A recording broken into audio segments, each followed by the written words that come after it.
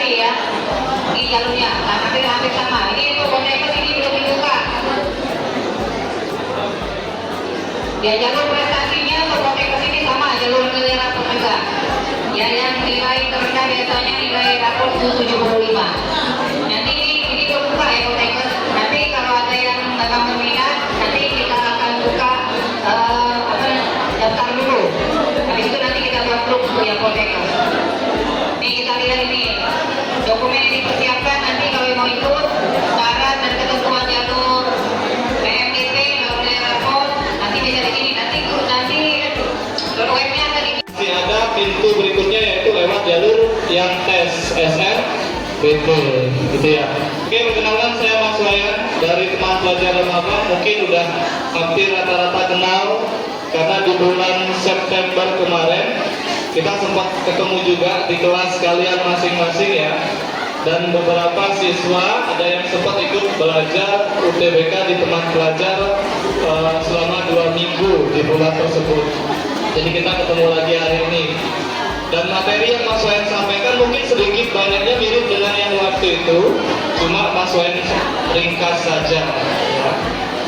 Jadi Mas Wayan harap teman-teman suaranya tolong kita gantian ya ngomongnya ya, kita gantian ngomongnya ya. Kalaupun mau ngomong sama temennya volumenya dikecilin, lebih bagus kalian memperhatikan, jangan berisik ya.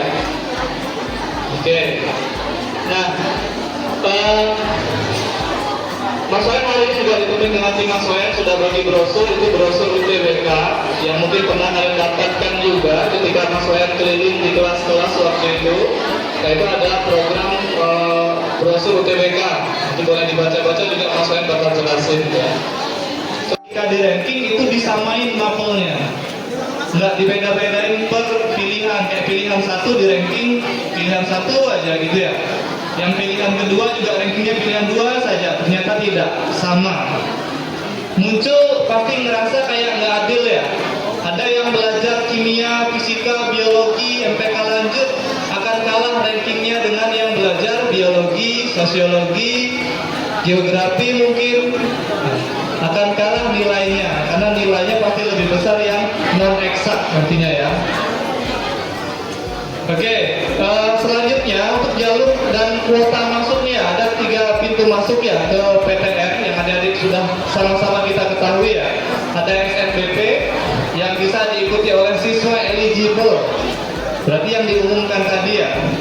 Terus ada SNBT yang bisa diikuti oleh semua peserta didik, bahkan yang alumni 2 tahun yang sudah lewat itu masih bisa ikut tes. Dan termasuk anak-anak eligible yang nggak mau di SNBP atau nggak lulus di SNBP masih bisa ikut di SNBT atau ikut tes.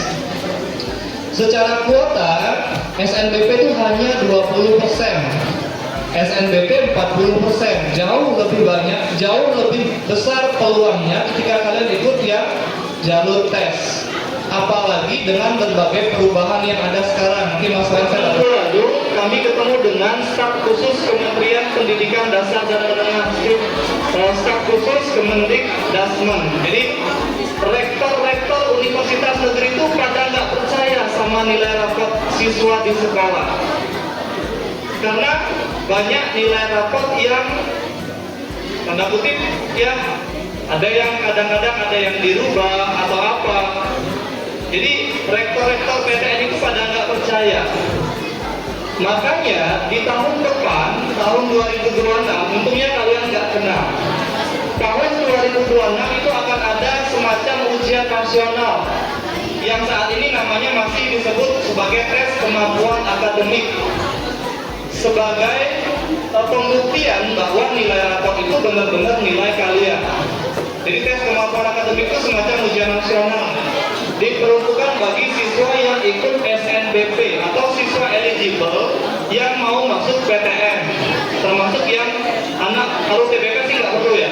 Jadi siswa eligible yang mau masuk PTN. Untungnya sekarang tidak, cuma mereka mengurangi kuotanya hanya 20%. SNBP lebih banyak 40%. Berikutnya dari segi biaya kuliah memang kalau kita ikut SNBP itu lebih murah dibanding SNBT ya, apalagi dibanding dengan yang mandiri ya. Yang mandiri itu ditanggung lebih besar ditanggung oleh mahasiswa.